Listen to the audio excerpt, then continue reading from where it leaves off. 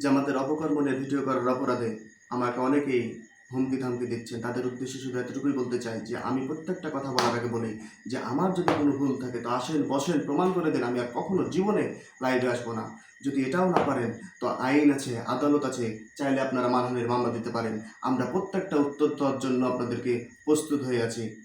অনেকেই আমাকে যারা হুমকি থামকি দিচ্ছেন তাদের উদ্দেশ্যে বলতে চাই যে আপনারা পাকিস্তান প্রেমী, আপনারা মওদুদি প্রেমী, আপনাদের আত্মীয় স্বজন আছে সব পাকিস্তানে, কিন্তু আমরা বাংলাদেশ প্রেমী, আমরা মুক্তিযুদ্ধে বিশ্বাসী। আমাদের এদেশে আপনি যদি গোদাগাড়ি দেশে আত্মীয় স্বজন খুঁজতে চান তো 10,000 আত্মীয় স্বজন পাবেন। আমি মুজিবুর রহমানকে এতটুকুই বলতে চাই যে আপনার কর্মীরা যেভাবে আমাকে হুমকি ধমকি দেওয়া হচ্ছে ইনডিরেক্টলি ভাবে, আপনি যদি আপনার কর্মীদেরকে সাবধান করতে না পারেন তো আপনার কুকর্মের কথা আমি ফাঁস করে দেব। তার ফাইল অলরেডি আমাদের হাতে রেডি আছে এবং কিছু ফাইল আমাদের মন্ত্রণালয় থেকে আসবে। আপনার দুর্নীতির কথা কিন্তু আমরা জনগণের সামনে পাশ করে দেবো। আমি বলেছিলাম, মনে করেছিলাম 2-3 দিন ভিডিও করে নিই, মনে করেছিলাম যে ভিডিও করা বন্ধ করে দেবো, কিন্তু প্রতিনিয়ত যেসব কথাগুলো আমার কানে ভেসে আসছে তা থেকে ভাবলাম যে জনগণকে একা ফেলে দিয়ে আমি কখনো ঘরে বসে থাকবো না।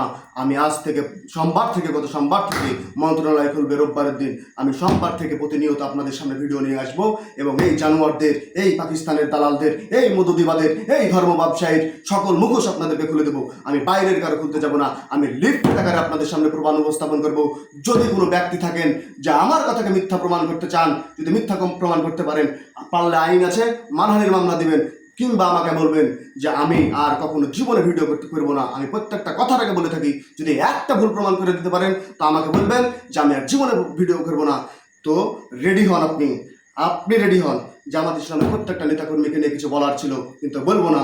প্রত্যেকটা তথ্য প্রমাণে আমি আপনাদেরকে জানিয়ে দেবো এবং প্রত্যেকটা জনগণের কাছে লিফলেট পৌঁছে দেবো যে তাদের কুকর্মের কথা, তারা কত বড় বেঈমান, তারা কত বড় মুনাফিক। এই মুনাফিকদের আর কখনো ছাড় দেওয়া হবে না। অনেক ছাড় দিয়েছিলাম, ভেবেছিলাম তাদের ভিডিও আর বানাবো না ভাই, বিশ্বাস করো আর কখনো ভিডিও বানাবো না, কিন্তু না বানিয়ে আর পারবো না। প্রতিনিয়ত আমি লাইভে আসবো, প্রতিদিন লাইভে আসবো সোমবারের পর থেকে।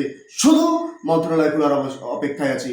যেদিন খুলবে তথ্য কালেক্ট করে তোর নামে যত পিডিএফ ফাইল আছে বেটা সব জনগণের সামনে উপস্থাপন করবো। পারলে মানহানির মামলা দিস, পারলে আমার সামনে এসে বসিস। কখনো বলেছে জীবনে ভিডিও করবো না। সকলেই ভালো থাকবেন, আসসালামু আলাইকুম। আর আপনারা এই জামাতের কর্মীরা ভিডিও সাবধানে যা, পারলে ভিডিওটা মুজিবুরকে দেখে বলিস যে এক ছেলে তার বাড়ি হচ্ছে রাজামপাড়া, আপনার অপকর্মের কথা ফাঁস করেছে, পারলে যে মানহানির মামলা দিন। আমি হলে বলেছে যে আপনি আমাকে বলেন, আমি জীবনে কোনোদিন লাইভে আসবো না। আসসালামু আলাইকুম, সকলেই ভালো থাকবেন।